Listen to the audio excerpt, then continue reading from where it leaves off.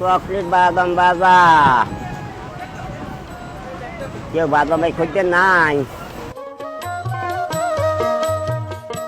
এখন তার বয়স ৭৭ বছর হলেও ৬৬ বছর ধরেই চলছে তার জীবন সংগ্রাম।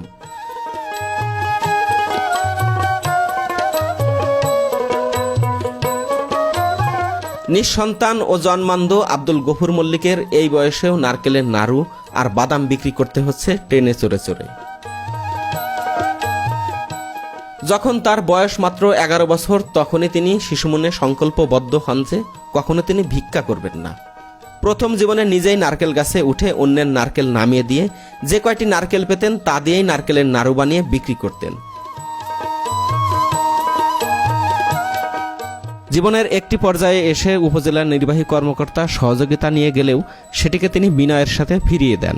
তিনি কখনো চাননি দুহাত পেতে কারো কাছ থেকে ভিক্ষা গ্রহণ করতে। জীবন নিয়ে যাদের শত অভিযোগ, প্রাপ্তি আর অপ্রাপ্তির হিসাব মিলাতে পারেন না, তাদের জন্য আব্দুল গফুর মল্লিক হতে পারে একটি সাহস ও অনুপ্রেরণার গল্প। ছোটবেলায় একদল ব্যবসায়ী তার পিতাকে বলেছিলেন ২ সিপারা কোরআন মুখস্থ করে ভিক্ষা করলে টাকার অভাব হয় না। সেই ১১ বছর বয়সেই তিনি বলে উঠেছিলেন, আমি কখনো হাত পাতা ব্যবসা করব না। তিনি এখনো বলেন ও হৃদয়ে বিশ্বাস করেন, নবীর শিক্ষা করিও না ভিক্ষা।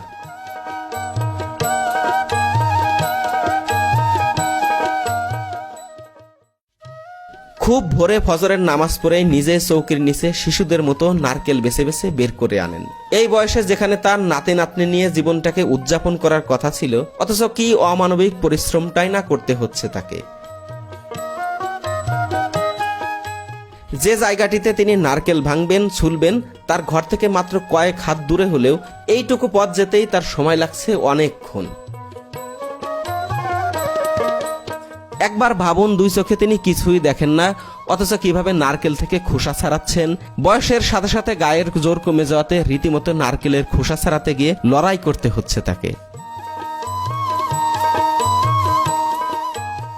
কুমিরখালি থেকে মানে যে কাপড় ব্যবসা করে আলী শাহ মল্লিক আর খেলা মল্লিক, তাই এরা আসে কয় যে ১ সিপারা কোরআন শরীফ পড়লে পরে গাড়ির মধ্যে হাত পাতলে টাকার নাই অভাব।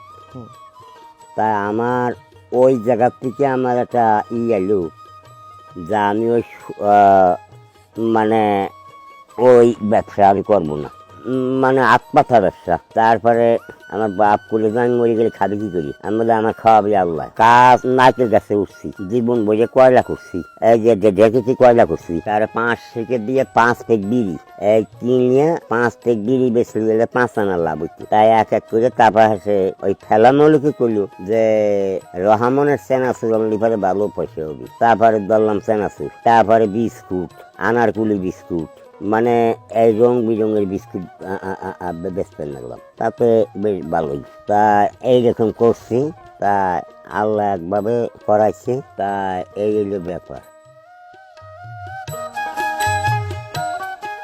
নাড়ু বানানোর এই সমস্ত প্রক্রিয়ার মধ্যে শুধুমাত্র নারকেল দিয়ে মিঠাই জ্বালানোর সময় যে কাজটি, সেই কাজটির জন্য তিনি তার স্ত্রীর সহযোগিতা গ্রহণ করেন।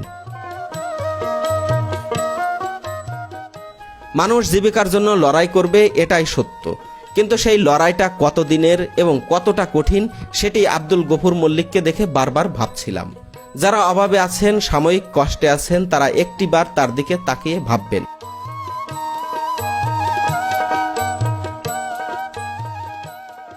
নাড়ুর জন্য নারকেল প্রস্তুত হয়ে গেলে তিনি নিজ হাতেই নাড়ু বানান এবং নিজের হাতে গুনে গুনে নাড়ুগুলো বয়ামে ভরেন।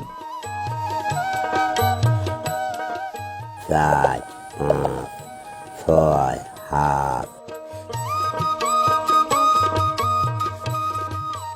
দু চোখে কোনো আলো নেই, কিছুই দেখতে পান না, অথচ দেখুন কি নিখুঁত ভাবে তিনি নাড়ু তৈরি করছেন। জীবনের ৬৬টি বছর জীবিকার প্রয়োজনে এভাবে নাড়ু বানাতে বানাতে তার হাত দুটি যেন পরশ পাথর হয়ে গেছে। এই হাত দিয়ে যা ধরছেন তা একদম নিখুঁত একটি নাড়ুতে রূপান্তরিত হচ্ছে। আমি ফার্স্টে এই নারকেল আর মিঠাইয়ের যে মন্ড রয়েছে এটি দেখে ভেবেছিলাম এটা উনি পারবেন কিনা, অথচ এই হাত দিয়ে তিনি নারকেল ভাঙলেন, নারকেল কুড়ালেন, এখন এই নাড়ু তৈরি করে যাচ্ছেন।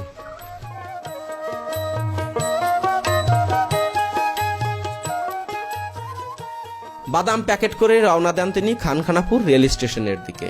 রেল স্টেশনের আশেপাশের লোকজনের কণ্ঠ শুনেই তিনি তাদেরকে চিনেন। তার এমন মহতী কাজের জন্য এলাকার মানুষও গর্ববোধ করেন। নারকেল নাড়ু টেস্টি হজমি চকলেট বাদাম ভাজা খাইলে পাবে 32 দাঁতের মজা।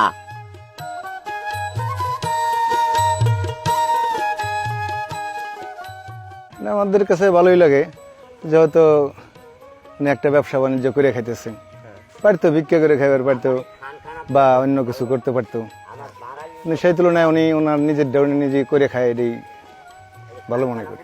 উনি স্বাবলম্বী, উনি নিজে কর্ম করে খাইতে পারে। আমার কাছে কষ্ট করে হলেও ভালো লাগে। ওনার এই রুজি করা দেখে আমার কষ্ট লাগলেও আমার ভালো লাগে। একটা সময় ইউনো মহোদয় তাকে সাহায্যের হাত বাড়িয়ে দিলেও তিনি সেটি গ্রহণ করেননি এবং আমি ঘেটে দেখলাম একটি বেসরকারি গণমাধ্যমও সেটি নিয়ে নিউজ করেছিল ইউনোর বক্তব্য সহ।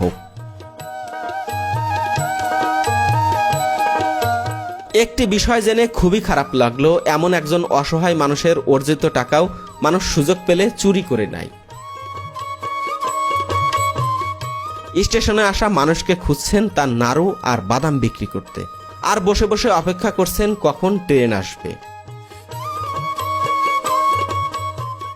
উনি তো অন্ধ মানুষ, উনি তো ভিক্ষা করতে পারেন। এই যে বাদাম বিক্রি করেছে, এই যে কর্ম করতেছে, এই কর্ম অনেকেই তো মনে করেন যে নানান ভাবে টাকা ইনকাম করতেছে। আর উনি যেহেতু একদম বৃদ্ধ মানুষ, অন্ধ মানুষ, যে কারণে আমি খুশি, আরো 10টা টাকা বেশি দিলাম উনি।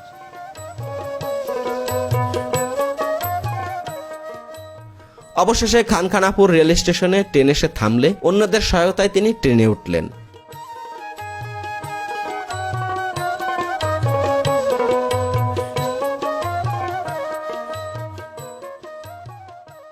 লোকাল ট্রেনের ঝাঁকিতে সাধারণ মানুষের দাঁড়িয়ে থাকাটাই কষ্টকর। সেখানে মানুষের সিটের পাশে পাশে গিয়ে কতই না আকতে মিনতি করে নাড়ু বাদাম বিক্রির আবেদন করছেন। হজমি চকলেট বাদাম ভাজা, কেউ বাদামে খুঁজতে নাই। নারকেল নাড়ু টেস্টি হজমি চকলেট বাদাম ভাজা।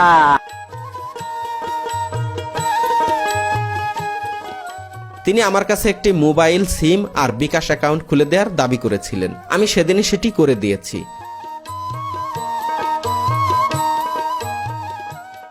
এমন একজন অসহায় মানুষকে পারলে সাধ্যমতো সাহায্য করবেন। আমি তার সবকিছু কমেন্ট বক্সে দিয়ে দেব। আজকের মতো এ পর্যন্তই। আশা করি সকলের সহায়তায় বৃদ্ধ বয়সে এই মানুষটি ঘরে বসে বিশ্রাম নিয়ে বাকিটা জীবন চলতে পারবেন। আব্দুল গফুর মল্লিকের মতো এমন অজানা অদেখা আরো অনেক মানুষের গল্প সামনে তুলে আনার চেষ্টা করব। হাতে সময় থাকলে দেখতে পারেন ফরিদপুরের বলরাম নামে আর এক জীবন যোদ্ধার গল্প।